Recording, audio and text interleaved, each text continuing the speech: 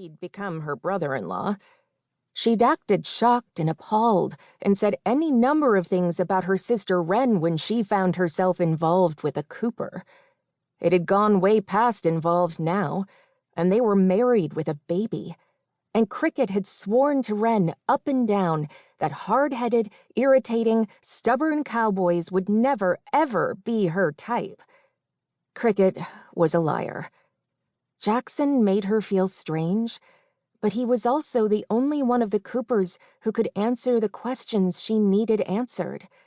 Because of Wren, she couldn't really talk to Creed, and she didn't really want to talk to the youngest Cooper either, even though Honey was closer to Cricket's age. She'd never found the other girl approachable. In some ways, Cricket was jealous of her. Honey was a country girl, a tough cowgirl, and she just seemed to fit with her family, in a way Cricket did not. Case in point, Cricket had never really had much of anything to do with the family winery. But she was a fantastic card player, and with their father officially out of commission, having been exiled in disgrace, and for good reason, Cricket had been nominated by her sisters to take his place. And Cricket was about to take it all. "I'll raise you," she said. Oh, yes, it was time. In that pot were a great many things she was interested in. Jackson's cufflinks, his watch, a pony from his ranch.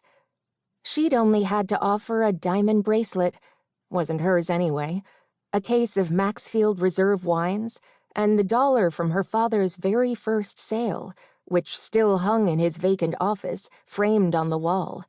Something that Jackson said he was going to give to his father.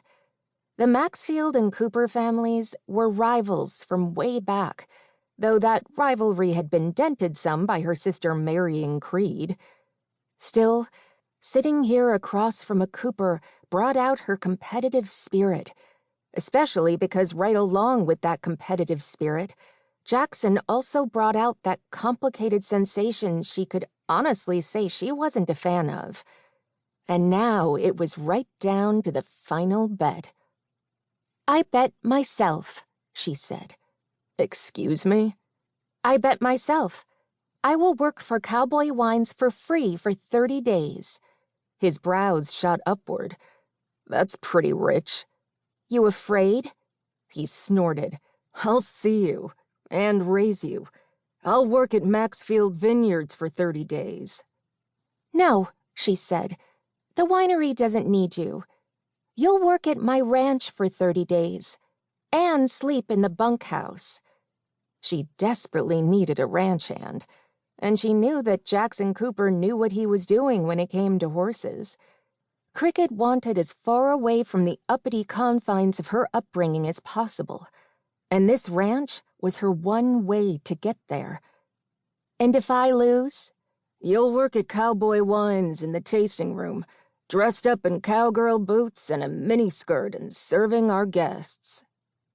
He was trying to scare her or humiliate her, but she'd grown up with James Maxfield. She'd been made to feel small and sad and unwanted for years.